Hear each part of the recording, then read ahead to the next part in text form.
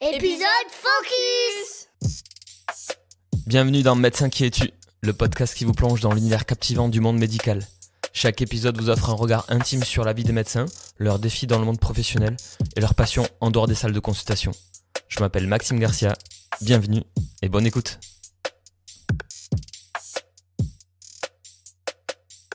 Bonjour et bienvenue dans ce nouvel épisode de Médecin qui es-tu, un épisode focus aujourd'hui sur la migraine chez l'enfant. On fait ça avec Dr Sylvie Berthiaud. Bonjour Sylvie. Bonjour. Tu es responsable du centre d'évaluation et du traitement de la douleur pédiatrique au CHU de Bordeaux et tu vas nous venir en aide aujourd'hui pour parler de la migraine chez l'enfant qui est une pathologie parfois difficile. On va notamment faire la comparaison avec la présentation migraineuse de l'adulte parce qu'il y a plein de petites subtilités qui peuvent parfois nous amener à passer à côté du diagnostic. Donc merci d'être ici. Qu'est-ce qu'une migraine déjà ?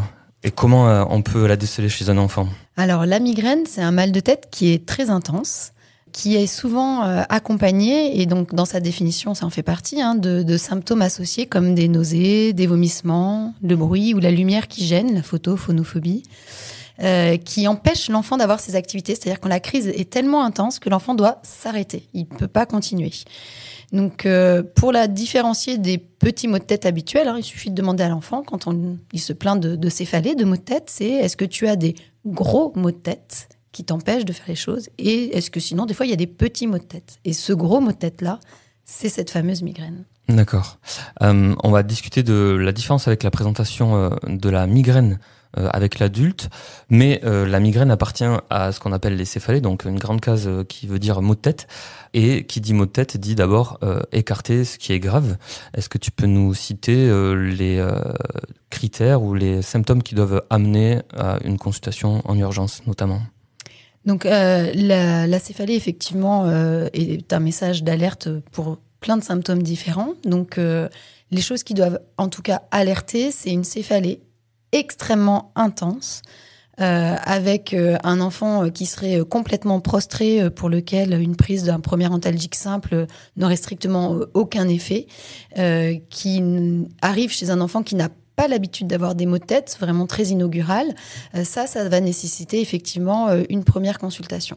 Ensuite, si cette céphalée elle est accompagnée de symptômes neurologiques, comme avoir du mal à parler, à bouger un membre, ou un enfant qui est extrêmement confus et qui reste confus sur plusieurs minutes, ça aussi, ça va nécessiter effectivement de consulter en urgence. Donc, la céphalée avec fièvre ne nécessite pas forcément une consultation en urgence. C'est vrai que souvent, il y a en arrière-pensée les méningites, mais ça dépend de l'état général de l'enfant, mais ça peut nécessiter une consultation déjà chez le médecin traitant, dans un délai semi-urgent, mais pas forcément aux urgences, contrairement à d'autres céphalées plus intenses. Dans tous les cas, au moindre doute, il faut consulter. Ok. Alors, la présentation de la migraine chez l'enfant est hyper particulière, avec parfois des diagnostics qui passent, des diagnostics qui ne sont pas faits parce que la présentation est vraiment atypique. On a choisi de faire une petite comparaison entre la migraine chez l'adulte et la migraine chez l'enfant. Notamment, pourquoi ? Parce que un enfant peut ne pas avoir de plainte au niveau de la tête et c'est pour autant une migraine. Donc on va faire le point. Présentation très rapide de la migraine chez l'adulte. Donc j'avais déjà fait le point avec côté psychiatrie où il faut parfois 3-4 éléments sur 5 pour rentrer dans une pathologie. Dans la migraine, c'est un peu pareil. Il faut par exemple avoir 5 crises répondant à différents critères. Ces critères, c'est par exemple une crise de 4 à 72 heures. Une céphalée de 4 à 72 heures.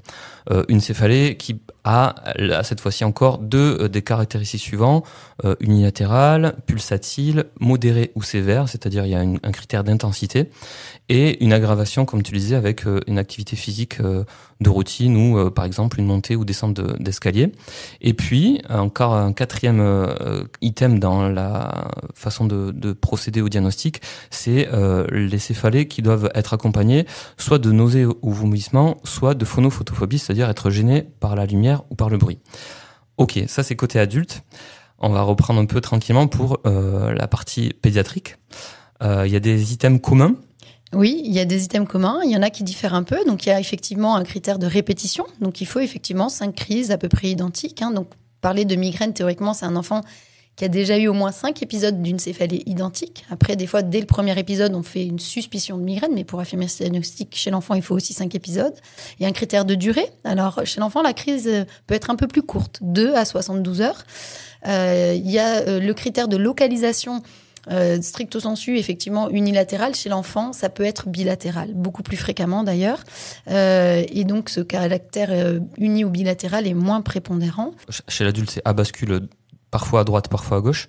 Et chez l'enfant, c'est l'ensemble de la tête qui est douloureuse. Exactement, ça peut être l'ensemble de la tête, mais ça peut aussi être qu'un côté, le gauche ou le droit, parfois toujours du même, parfois d'un côté ou de l'autre. Le critère d'intensité? L'intensité, c'est le même critère. Donc modéré à sévère, ça veut dire que c'est une crise qui est intense. Ok. Critère pulsatile? Le critère pulsatile existe effectivement chez l'enfant. La difficulté, c'est que l'enfant ne va pas le verbaliser comme ça très facilement. Donc très souvent, on peut retenir un critère de migraine alors que l'enfant va définir un mot de tête plutôt à type de pression, de pesanteur. Okay. Le caractère pulsatile arrive plus tard quand c'est des grands enfants. Ok. Aggravation lors de l'activité? Tout à fait, c'est la même. Et nausées, vomissements? Nausées, vomissements font partie des critères, tout comme la photo ou phonophobie, qui sont aussi présentes chez les enfants. Alors, spontanément, ils vont peut-être pas le dire, donc il faut savoir le questionner sans trop le suggérer non plus. Donc, leur demander s'il y a d'autres symptômes en même temps qu'ils ont mal à la tête, est-ce qu'il y a d'autres choses qui les gênent ou qui les embêtent. Et très spontanément, ils vont pouvoir dérouler. D'accord. Il y a des symptômes particuliers qui sont hors céphalée, justement, hors maux de tête. Est-ce que tu peux nous les citer? Et oui. En fonction de quel âge, notamment, par exemple? Tout à fait. C'est en fonction donc de l'âge de l'enfant. Plus l'enfant va être jeune, plus les symptômes migraineux peuvent être un petit peu plus à bas bruit, c'est-à-dire que le maux de tête va pas être en première intention. Il y a notamment ce qu'on appelle les migraines abdominales chez l'enfant, avec des enfants qui vont présenter des crises répétitives de douleurs abdominales avec prostration, nausées, vomissements, mais pas de plainte céphalalgique. Et en fait, ce sont des équivalents migraineux du tout petit, tout comme peuvent l'être des douleurs abdominales intenses sans forcément qu'il y ait des vomissements, mais de façon récurrente qui reviennent par crise. Et ces enfants, en grandissant, souvent finissent par évoluer vers une migraine un peu plus typique avec cette plainte de céphalée. Donc c'est souvent chez les petits enfants. Ça peut apparaître dès les nourrissons, donc moins de 2 ans. Et plus l'enfant va grandir, plus il va arriver vers l'âge élémentaire, à peu près vers 6 ans, plus la plainte de céphalée va pouvoir être présente. Ceci dit, des enfants de 4 ans peuvent se plaindre de céphalée aussi. Voilà. Et est-ce qu'on arrive à faire le diagnostic de migraine à ce petit âge ou c'est plutôt a posteriori? Eh ben, souvent c'est a posteriori. C'est en voyant des adolescents ou des plus grands enfants migraineux, quand on interroge, on se rend compte qu'en fait, il y avait ces crises, parfois communément appelées crises d'acétone, avec des vomissements, douleurs abdominales, qui en fait étaient des équivalents migraineux. Et puis parfois, quand le médecin qui voit l'enfant connaît cette entité, eh ben, ça peut être diagnostiqué beaucoup plus tôt. D'accord. C'est vrai que de prime abord, on part plutôt sur une pathologie abdominale digestive. C'est assez particulier. Mais il y a ce critère de temps, tout ce qu'on disait tout à l'heure, 4 à 72 heures, il y a ces critères qui sont déjà là, même si c'est une plainte abdominale. Alors, ces critères sont là aussi. La durée de la crise, oui, c'est 2 en l'occurrence pour l'enfant, oui. Et à 72 heures. Mais effectivement, les autres critères peuvent être présents. Et il y a cette répétition des crises aussi qui est importante et l'impact aussi sur l'enfant. D'accord. Pour parler de cette répétition, première crise, qu'est-ce qu'on réalise chez une première crise migraineuse chez un enfant ? Alors, première crise de céphalée intense chez un enfant qui aurait les caractéristiques migraineuses. Donc, qui ne rentre pas encore dans la case de migraine d'ailleurs. Qui ne rentre pas dans la case de migraine parce qu'il n'y a pas eu assez de crise, mais qui a tous les autres critères, la photo, phonophobie, nausées ou vomissements et céphalée intense. C'est effectivement, il n'y a pas de nécessité à faire forcément des examens complémentaires très importants. C'est vrai qu'on a toujours l'épée de Damoclès de se dire est-ce qu'on passe à côté d'autre chose, d'une cause d'une céphalée secondaire, c'est-à-dire qui ne serait pas liée à la migraine. Mais sur une première crise très intense, un examen neurologique au décours normal, un enfant qui a un développement psychomoteur normal, qui a un examen clinique rassurant et un mot de tête qui répond bien au paracétamol et ibuprofène, plus volontiers on en parlera, mais plutôt l'ibuprofène, on n'a pas de nécessité de faire une imagerie cérébrale en urgence. Il n'y a pas de nécessité de faire de bilan sanguin. La migraine, c'est un diagnostic qui est vraiment clinique. Et donc, finalement, on n'a pas besoin d'examen complémentaire pour faire un diagnostic de migraine. D'accord, ok. On va parler d'évolution et après on parlera de traitement, mais est-ce qu'un enfant migraineux évolue vers un adulte migraineux? C'est une bonne question. Alors, il y a effectivement la migraine chez l'enfant, ça reste assez fréquent. Il y a quand même 15% des adolescents qui vont être migraineux. Ils vont pas forcément tous évoluer migraineux à l'âge adulte, ces enfants. Cette évolution, elle est très individuelle. Il n'y a pas de facteur vraiment très identifiable pour prédire à un enfant s'il sera migraineux ou pas à l'âge adulte. L'intérêt, c'est d'avoir identifié précocement la migraine pour que l'enfant sache ce qu'il a, puisse reconnaître comment agir dessus. Et mieux on connaît ce qu'on a, mieux on agit dessus, et plus on a de chances que plus tard, ça évolue bien et qu'il y ait peu ou pas de crise à l'âge adulte. Une notion importante de maîtrise de sa pathologie et de ses traitements pour que derrière, il y ait moins une installation néfaste de la pathologie. On connaît un peu l'explication de la migraine, de comment elle s'installe, pourquoi elle arrive chez un enfant ou un adulte d'ailleurs. Alors, il y a des facteurs déclenchants qui sont multifactoriels. Justement, ça entretient un peu le flou sur mais d'où ça vient, pourquoi c'est là, qu'est-ce que c'est. Donc, il y a des facteurs déclenchants qui surviennent dans un contexte fragilisé. C'est-à-dire qu'il y a une hérédité de la migraine. Souvent, on retrouve des cas, des antécédents familiaux de personnes migraineuses. Donc, il y a un terrain migraineux familial, souvent. Et par-dessus viennent se greffer des facteurs déclenchants. C'est vraiment ce qui vient appuyer sur la gâchette et déclencher la crise. Donc, ça peut être la fatigue, ça peut être d'avoir pas assez bu, ça peut être la chaleur, le soleil, la lumière, le bruit. Ils sont très individuels. Donc, il y a tout ce qui est facteur, on dit extérieur, que je vous ai un petit peu cité là. Et puis, il y a tout ce qui est facteur intrinsèque. Et donc, ça va être la fatigue, le stress, l'anxiété, la concentration, les émotions en général. Elles peuvent être positives et déclencher une crise de migraine, être très excités d'aller à un anniversaire. Et les enfants font parfois des crises de migraine. Même le sommeil, l'hypersommeil. L'hypersommeil, exactement. Dormir trop, faire une très grande grasse matinée pour des adolescents sur un week-end, et boum, ça peut déclencher une crise derrière. Ou à l'inverse, le manque de sommeil. Mais ça paraissait plus logique pour les gens. Donc, il y a tous ces facteurs environnementaux, extérieurs et intrinsèques qui vont venir, dans certaines circonstances, déclencher la crise. Mais c'est pas toujours reproductible. Donc, c'est ça qui, des fois, peut être un peu perturbant parce que à situation égale, parfois, il va faire la crise, parfois, il va pas la faire. Donc, il y a ce côté un petit peu aléatoire malgré tout. Ok. On va parler des traitements. Alors, est-ce qu'une migraine peut être traitée par un médecin traitant ? Est-ce qu'il peut gérer tout ça ? Bien sûr, tout à fait. Oui. C'est d'ailleurs le premier médecin qui est en première ligne et qui voit ses enfants migraineux. Donc oui, ça peut tout à fait être traité par un médecin traitant. Et ça doit l'être d'ailleurs. Et du coup, il faut identifier la crise de migraine. Et à partir du moment où c'est identifié, il y a vraiment des choses très simples et basiques à respecter. Quand la crise commence, on a repéré que c'était une crise de migraine, on met l'enfant au calme, on lui propose de se mettre un petit peu au repos et précocement, on donne le traitement. Ça, c'est vraiment quelque chose qui est important, c'est-à-dire qu'il faut prendre le traitement dans la première demi-heure, première heure idéalement. Un traitement qui est pris 2 ou 3 heures après, la crise est installée et peut ne pas du tout marcher, alors que le même traitement peut parfaitement marcher s'il est pris précocement. Pour casser la crise. Pour casser la crise. Moi, souvent, je fais la comparaison avec l'eau qui bout dans la casserole. Si on éteint tout de suite le feu, ça va pas déborder et puis ça va vite rentrer dans l'ordre. Et puis, si on s'en rend compte un peu trop tard et qu'on arrive après, on met plus de temps à tout ranger. D'accord. C'est un peu pareil. Ok. D'ailleurs, mais ça va être fonction du diagnostic qui est réalisé plus facilement plus tard, mais on n'en a pas parlé, mais il y a un pic de prévalence de la migraine chez l'enfant. Alors, c'est le moment où c'est le plus fréquent, c'est effectivement chez les adolescents, donc 15 à 30% des adolescents qui sont migraineux. Donc peut-être par un biais de diagnostic, peut-être ou... Alors, il y a souvent un biais de diagnostic chez le tout petit, et puis, mais ça reste effectivement quelque chose de très fréquent. En consultation douleur, c'est quasiment la moitié des patients qu'on voit pour des céphalées. Alors, il y a les migraines, et puis des fois, il y a les plus petits maux de tête, les céphalées de tension, mais la migraine est un des diagnostics principaux qu'on a en consultation douleur. D'accord.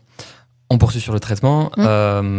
Traitement médicamenteux de première intention ou pas ? Alors, quand la crise est là, sur la crise, oui, souvent, il va y avoir besoin d'un traitement médicamenteux pour la crise de migraine. Alors, vraiment, le chef de file, c'est les anti-inflammatoires non stéroïdiens. Et c'est vraiment l'ibuprofène qu'il faut donner à bonne dose. Donc, c'est 10 mg par kilo. Donc, ça veut dire que des enfants qui vont faire 40 kilos, par exemple, peuvent prendre des comprimés comme les adultes à 400 mg, ce qui parfois freine un petit peu la prescription. On a tendance à sous-doser ces enfants qui font 40 kilos et qui ont peut-être une dizaine d'années et on leur donne 200 mg. Non, c'est bien 10 mg par kilo, 400 mg, donc au maximum, ou en solution buvable en dose poids, là c'est plus simple. Et donc donner précocement dès le début de la crise. Okay. Associé à des mesures physiques, souvent mettre un peu de frais sur le front, parfois il peut y avoir des huiles essentielles, mais ça, il faut interroger l'enfant sur ce qui lui fait du bien. Si se mettre au repos fait du bien et mettre du froid, très bien. Si c'est d'écouter une musique, eh ben on peut le laisser écouter une musique. Il n'y a pas forcément besoin de le mettre dans le silence si finalement un environnement musical lui fait du bien. Est-ce qu'on couvre avec un protecteur gastrique ? Pas forcément. Quand c'est vraiment en prise unique comme ça et peu fréquente, ça peut être très bien toléré. Parfois, certains enfants vont dire qu'effectivement, à la prise du médicament, ils vont avoir des brûlures d'estomac. Et dans ces cas-là, on met un protecteur gastrique associé. D'accord. Et c'est important de mettre d'emblée la bonne posologie parce que derrière, il peut y avoir une reprise médicamenteuse qui entraîne un mésusage. On en parlera tout à l'heure peut-être.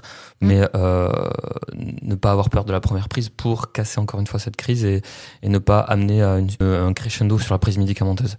Ok. Après l'ibuprofène, qu'est-ce qu'on fait si ça fonctionne pas ? Alors, quand on est chez un enfant de moins de 12 ans, moins de 30 kilos, on peut éventuellement proposer une dose à peu près 1 heure après, le temps d'action, quand même, une demi-heure, 1 heure après, de paracétamol. Ça, c'est possible. Alors, on donne 15 mg par kilo.